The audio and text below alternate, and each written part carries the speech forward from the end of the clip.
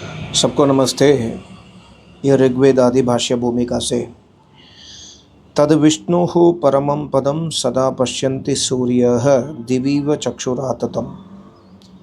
यह ऋग्वेद मंत्र है। अस्यायम् अर्थः यत् विष्णुः व्यापकस्य परमेश्वरस्य। विष्णु का अर्थ है यहाँ पर हिंदी भाषा में देखें, अर्थात व्यापक जो परमेश्वर है उसका परमम प्रकृष्ट आनंद स्वरूपम। परमम का अर्थ है प्रकृष्ट आनंद स्वरूपम। संस्कृत में, हिंदी में अत्यंत उत्तम आनंद स्वरूप। पदम पदनीयम सर्वोत्तम उपायैर्मनुष्यैः प्रापणीयम मोक्षाख्यमस्ति तत्। पदम का अर्थ क्या है? पदम का अर्थ है जो प्राप्ति होने के योग्य, अर्थात जिसका नाम मोक्ष है, उसको, उस परमात्मा को सूर्य है। सूर्य का अर्थ है विद्वांसः सदा सर्वेषु कालेषु पश्यन्ति। सूर्य का अर्थ है विद्वांसः सदा सर्वेषु कालेषु पश्यन्ति। उस परमात्मा को जो मोक्ष का स्वरूप है उसको सूर्य है विद्वान लोग सदा पश्यन्ति, सब काल में देखते हैं। कैसा देखते हैं? कीदृशम तत्। कीदृशम तत् कैसा देखते हैं? आततम आसमन्तात्तम विस्तृतम यद्देश काल वस्तु परिच्छेद रहितमस्ति अतः सर्वैः सर्वत्र तद उपलभ्यते तस्य ब्रह्मस्वरूपस्य विभूतत्वात्। इसका अर्थ है कैसा देखते हैं? कीदृशः तत्। कीदृशः तत् का अर्थ है वह कैसा है कि सब में व्याप्त हो रहा है और उसमें देश काल और वस्तु का भेद नहीं है। अर्थात उस परमात्मा में उस देश में है, इस देश में नहीं, ऐसा नहीं हो सकता परमात्मा में। और उस काल में था और इस काल में नहीं है, ऐसा नहीं हो सकता परमात्मा में। उस वस्तु में है और इस वस्तु में नहीं है, ऐसा नहीं हो सकता परमात्मा में। इसी कारण से वह पद सब जगह में सबको प्राप्त होता है, क्योंकि वह ब्रह्म सब टिकाने परिपूर्ण है। ये इसका अर्थ है। और लिखा है किम इव कस्याम किम इव दिवीव चक्षुराततम। दिवी मार्तंड प्रकाशे नेत्रदृष्टेर व्याप्तिर यथा भवति तथैव तत्पदं ब्रह्मापि वर्तते। मोक्षस्य च सर्वस्माद् अधिकोत्कृष्टत्वात् तदेव द्रष्टुं प्राप्तुम् इच्छन्ति अतो वेदा विशेषेण तस्य प्रतिपादनं कुर्वन्ति। अतो वेदा विशेषेण तस्यैव प्रतिपादनं कुर्वन्ति। The main subject matter of the Vedas is Paramatma. How? Here Diviva Chakshuratatam. See here Diviva Chakshuratatam. जैसे सूर्य का प्रकाश आवरण रहित आकाश में व्याप्त होता है और जैसे उस प्रकाश में नेत्र की दृष्टि व्याप्त होती है, इसी प्रकार परब्रह्म पद की स्वयं प्रकाश सर्वत्र व्याप्तवान हो रहा है। इसी प्रकार परब्रह्म पद भी स्वयं प्रकाश सर्वत्र व्याप्तवान हो रहा है। उस पद की प्राप्ति से कोई भी प्राप्ति उत्तम नहीं है। इसका अर्थ देखिए, इसका जो है यहाँ पर लिखा है मोक्षस्य च सर्वस्माद् अधिकोत्कृष्टत्वात् तदेव द्रष्टुं प्राप्तुम् इच्छन्ति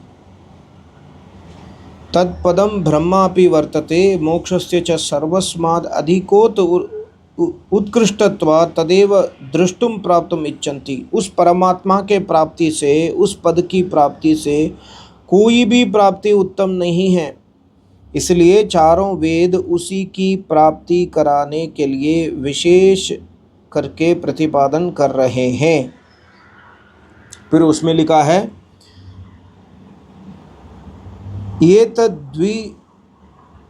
द्विषयकम वेदांत सूत्रम व्यासो अपि याह।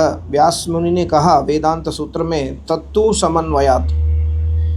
अस्याम अर्थः तदेव ब्रह्म सर्वत्र वेदवाक्येषु समन्वितं प्रतिपादमस्ति। इसका अर्थ है व्यास मुनि यहाँ पर लिख रहे हैं, इस विषय में वेदांत शास्त्र में व्यास मुनि के सूत्र का भी प्रमाण है। तत्तु समन्वयात्, सब वेद वाक्यों में ब्रह्म का ही विशेष करके प्रतिपादन है। कहीं कहीं साक्षात रूप और कहीं कहीं परंपरा से, इसी कारण से वह परब्रह्म वेदों का परम अर्थ है। यहाँ पर संस्कृत में लिखा है, तदेव ब्रह्म सर्वत्र वेदवाक्येषु समन्वितं प्रतिपादितमस्ति। क्वचित साक्षात्, कभी कभी साक्षात और क्वचित परंपराया च। अतः परमो अर्थो वेदानां ब्रह्मैवास्ति।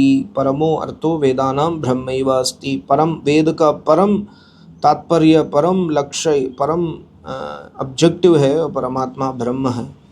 तथा यजुर्वेद प्रमाणम यस्मान् न जातः परो अन्यो अस्ति य आविवेश भुवनानि विश्वा प्रजापतिः प्रजया संग्रराणस्त्रीणि ज्योतिंगशी सचते स षोडशी। यजुर्वेद का 8th चैप्टर और 36th मंत्र है। इसका अर्थ है, बहुत ही महत्वपूर्ण मंत्र है। इसका अर्थ मैं डायरेक्टली हिंदी में पढ़ूंगा एक बार संस्कृत में पढ़ने के बाद। यस्मात् नैव परब्रह्मणः सकाशात् परः उत्तम पदार्थः जातः प्रादुर्भूतः प्रकटः अन्यः भिन्नः कश्चिद् अपि अस्ति। परमात्मा से उत्तम पदार्थ और कोई भी नहीं है। यहाँ पर देखिए, तथा इस विषय में यजुर्वेद का भी प्रमाण है। यस्मान् न जाता है, जो मंत्र मैंने पढ़ा था, जिस परब्रह्म से अन्य है दूसरा कोई भी परह उत्तम पदार्थ जाता है प्रकट नास्ति अर्थात नहीं है, उस परमात्मा से उत्तम पदार्थ कोई भी नहीं है। पर आजकल हम क्या कर रहे हैं, हमारा उत्तम पदार्थ क्या है? हमारा उत्तम पदार्थ मोबाइल फ़ोन हो गया है, इंस्टाग्राम हो गया है, यूट्यूब हो गया है, और भी कुछ मेल फीमेल, बॉयफ्रेंड गर्लफ्रेंड, पति पत्नी, बेटा बेटी, सब हमारे लिए उत्तम पदार्थ है, परमात्मा नहीं है। पर वेद क्या कहते हैं? वेद में है कि जिस परब्रह्म से दूसरा कोई भी उत्तम पदार्थ प्रकट अर्थात नहीं है, और यह आविवेश जो सब विश्व अर्थात सब जगह में व्याप्त हो रहा है, वही सब जगत का पालन करता और अध्यक्ष है। उस परमात्मा ही अध्यक्ष है, वही हमारा स्वामी है। देखिए, प्रजापति रीति ब्रह्मणो नामास्ति प्रजापालकत्वात्। यह परमेश्वरः विश्वानि सर्वाणि सर्वकालेन न सर्वलोकान् व्याप्तवान् अस्ति। सर्वप्राणिभ्यो अत्यंतम सुखम दत्तवान सन। सब प्राणी को अत्यंत सुखम देने वाला परमात्मा है।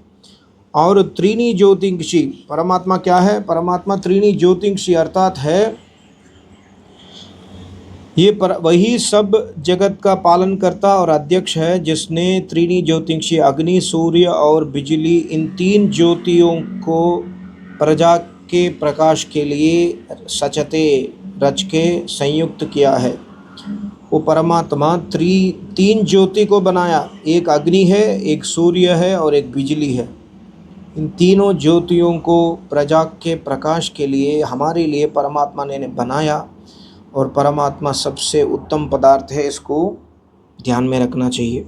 और लिखा है, ये देखिए, और जिसका नाम षोडशी, मंत्र में देखिए षोडशी का नाम है, ये षोडशी सचते स षोडशी रचता है, और षोडशी यहाँ परमात्मा के लिए आया है।